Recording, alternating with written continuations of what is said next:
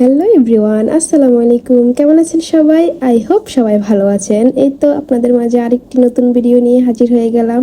সেদিন ফ্যামিলির সবাই মিলে গিয়েছিলাম আল সাফা। আল সাফা সৌদি আরবের তায়েফ শহরের কাছাকাছি অবস্থিত একটি পাহাড়ি অঞ্চল, যার উচ্চতা মাটি থেকে প্রায় 2200 মিটার উপরে।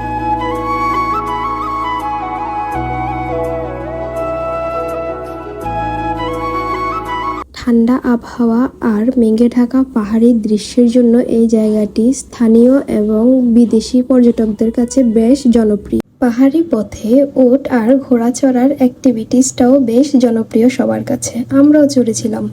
তারপর চলে গেলাম 7 হুডস রেস্টুরেন্টে।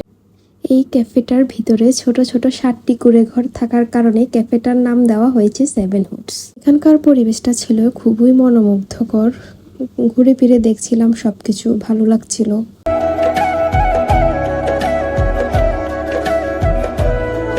তারপরেই তো খাওয়া দাওয়া শেষ করে চলে গেলাম বাসার দিকে। তো আমার এই ছিল আজকের ভিডিও। কেমন লাগলো সবাই জানাবেন। ভালো লাগলে লাইক কমেন্ট শেয়ার করবেন।